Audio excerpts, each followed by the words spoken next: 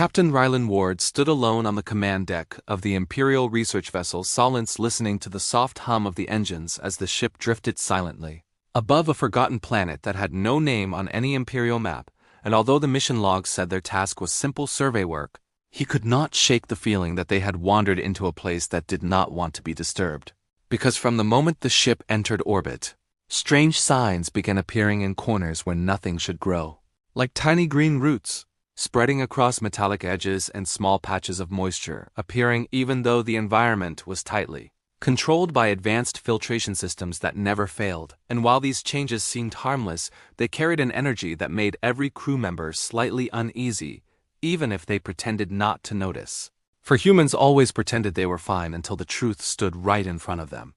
Rylan moved slowly around the deck, examining a faint fog that drifted near the ceiling. A fog too thin to be real but too visible to ignore, and when he placed his hand through it, he felt warmth instead of cold, as though the air itself was breathing and welcoming him in a way he did not understand, making him pull his hand back with a mix of curiosity and discomfort, and he could feel something watching him, something gentle yet deeply unnatural. He did not want to alarm his crew, so he called for a quiet inspection, asking them to search the ship politely, and they obeyed without question, spreading out through the hallways while whispering to each other about the odd feeling in their chests, because all of them sensed something, though no one wanted to be the first to say it out loud. As Rylan walked past the observation bay, he noticed a thin layer of soft, green dust resting on the glass, almost like pollen from plants that did not exist anywhere near this sector. And when he scraped a bit between his fingers, it released a gentle glow that faded instantly, leaving behind a warm trace that made his fingertips tingle lightly. And although it did not hurt, the experience made his heart beat faster, because nature did not behave this way, not in deep space, not without reason. He stepped back, breathing slowly, trying to understand how this phenomenon had entered their sealed environment. And when he leaned closer, he saw a faint shape on the floor, an uneven mark, circular and softly pulsing with a dim green light that seemed to rise and fall like a heartbeat. But without any sound, and the more he stared at it, the stranger it appeared, almost alive but not harmful, simply present. Rylan knelt beside it, careful not to touch it yet, studying the soft glow and noticing tiny particles drifting above it, moving in a perfect spiral as if following an invisible rhythm, and he felt an odd pull inside his chest, a feeling that told him the symbol was not dangerous but significant, like a message placed in front of him, though he had no idea who could send such a message or why they would choose his ship.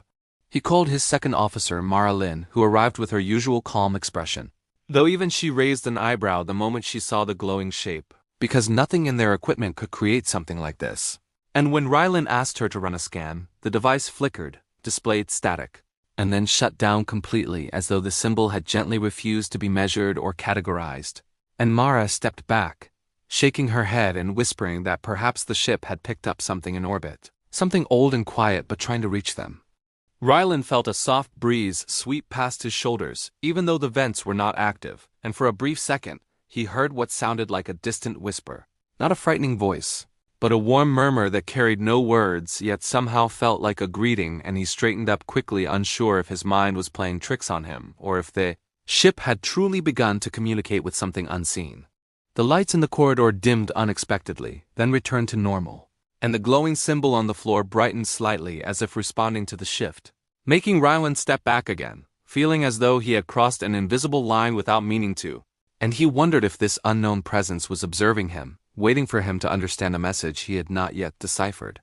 The ship's atmosphere regulators announced a slight change in humidity, an impossible change considering the system was locked into a stable cycle, and the temperature rose just enough for Rylan to feel the difference on his skin. A slow wave of warmth spreading through the corridor in a way that made him feel calm instead of alarmed, as though the ship were being wrapped in a gentle embrace rather than facing any direct threat. As more crew members gathered around the mark, they all fell silent, watching as the faint glow reflected in their eyes, giving each of them an almost dreamlike expression. And even though no one spoke, it was clear they all sensed the same thing. The ship was no longer empty. Something had joined them. Rylan dismissed the crew, gently telling them to return to their stations, not wanting to create panic, yet inside, he felt the weight of a growing mystery pressing against him, urging him to take the next step, whatever that step might be. When the hall finally emptied, Rylan crouched again near the symbol and let his hand hover above it, feeling a softness. In the air, a presence that seemed to lean toward him without moving. Inviting but not forcing, almost like a hand extended in quiet greeting, and he exhaled, slowly knowing that the moment he made contact, everything on board might change.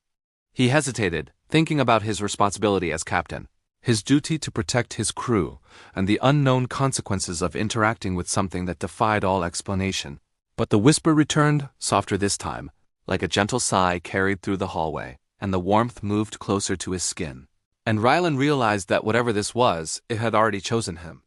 With a steady breath, he lowered his hand until his fingertips brushed the glowing surface, and a wave of soothing warmth traveled through him, not painful, not frightening, but deeply unfamiliar, like stepping into a memory he did not know he had, and he gasped quietly, feeling the symbol's gentle energy flow into him, filling him with a strange mixture of curiosity, calm, and a sense of being seen by something beyond human understanding. The glow brightened for a brief moment, lighting up the corridor with a soft green radiance before fading again to its original dim pulse. And Rylan remained frozen in place, his heart beating quickly, his breath coming slowly, and he realized that the transformation had begun, though he could not yet understand what it meant, and as he stood up, he noticed the faint imprint of the symbol now glowing softly on his fingertips. And in that quiet moment, as the ship drifted silently above the forgotten planet, Rylan Ward understood that whatever presence had reached for him had now made its first connection, and nothing aboard the Solence would remain the same.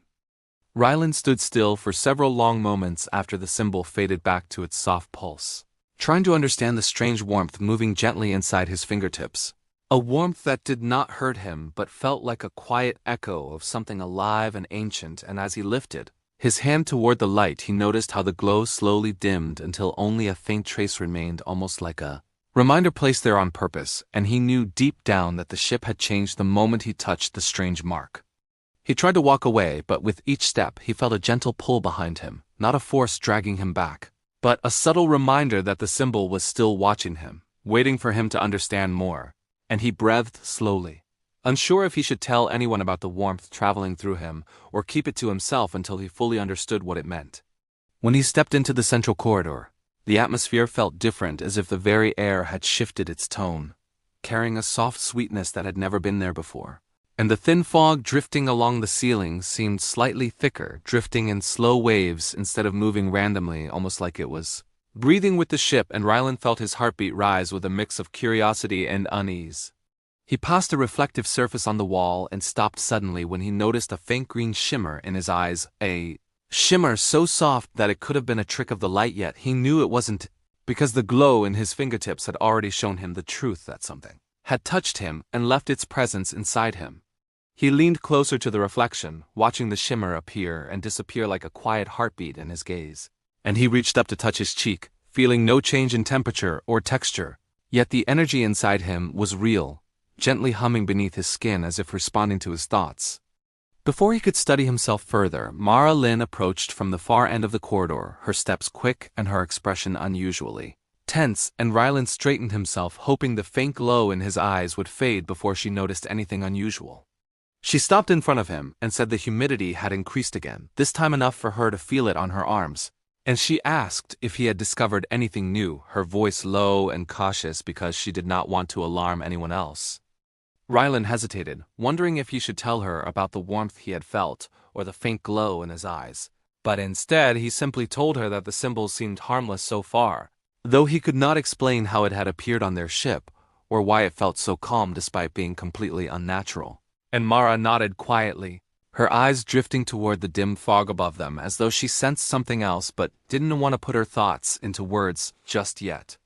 They walked together toward the ship's atrium, where the environmental systems were housed, and as they approached, they both noticed something impossible. The garden chamber, normally filled with carefully controlled plants, now showed signs of unexpected growth, with vines slowly curling along the edges of the metal walls and small green leaves forming in places where nothing had ever grown before. And Mara stepped back in surprise while Rylan felt the warmth inside him grow stronger, as if reacting to the garden.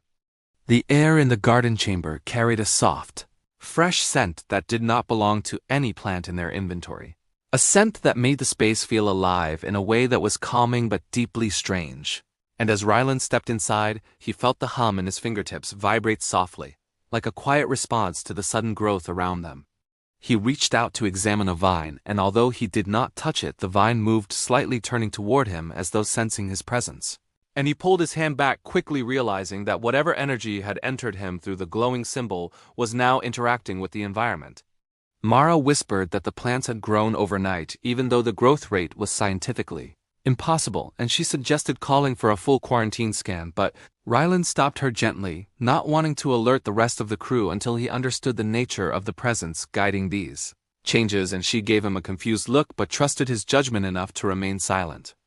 They moved deeper into the garden chamber, where small flowers had bloomed in clusters that glowed faintly with the same green shimmer Ryland had seen in his reflection. And he felt a soft pulse in his chest, as though something within the ship was trying to communicate with him through the new growth. He closed his eyes briefly, feeling the gentle warmth expand across his body, not painful or frightening, but deeply unfamiliar, and when he opened them again, the flowers seemed to brighten for a moment, before settling into their natural glow. Mara noticed his expression and asked if he was feeling all right, her voice filled with subtle concern, and Ryland nodded, though he was not entirely sure if he was telling the truth, because he felt different now, connected to something he did not understand, something peaceful yet impossible to explain.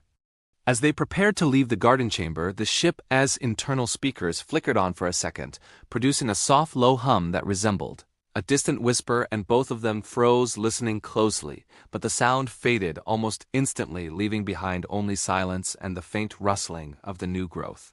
Ryland turned toward the door and felt the pull again, the same gentle presence he had sensed earlier, guiding him not with force, but with subtle influence, and he knew the ship was changing because of him, or perhaps because of what had touched him. When they returned to the main corridor, the crew had already gathered near the observation bay, pointing at the layer of soft green dust on the glass, which had grown thicker and now formed delicate swirling patterns that resembled the symbol Ryland had touched earlier, and the crew murmured among themselves, unsure if the patterns were a threat or a sign. Ryland stepped forward and asked everyone to remain calm, assuring them that they were investigating the situation carefully, and although he spoke with confidence, he could feel the soft hum inside him becoming more active, almost as if it were listening to his words and responding to them. As he observed the swirling dust, he felt the warmth in his chest expand again, gently spreading through his arms until his fingertips tingled. And he wondered if the presence had chosen him specifically, or if it had reached for anyone who touched the symbol first. The patterns on the glass shifted slowly, forming soft spirals that seemed to pulse in harmony with his heartbeat, and he took a quiet breath, stepping back to avoid drawing attention to the connection he sensed forming between himself and the unknown force. Later, when he returned alone to the corridor where the symbol had first appeared, he found it glowing slightly brighter than before, as though it recognized him, and he knelt beside it once more, feeling the hum inside him align with the gentle pulse on the floor. He whispered softly, asking what it wanted, though he expected no answer, yet the air around him grew warmer, and the thin fog drifted down slightly as though leaning closer to him. And he realized that whatever presence had touched their ship was not trying to harm them, it was trying to be understood. As he sat there in the quiet corridor, listening to the low hum of the engines and the soft pulse of the symbol, Ryland felt a calm certainty spreading through him, a certainty that this transformation was only beginning, and that his connection to the unseen presence would soon grow stronger in ways he could not yet imagine. And as he stood to leave, the symbol pulsed one last time, brighter than before, as if acknowledging him. He walked away slowly, knowing that the next step in this strange journey was coming, whether he was ready or not.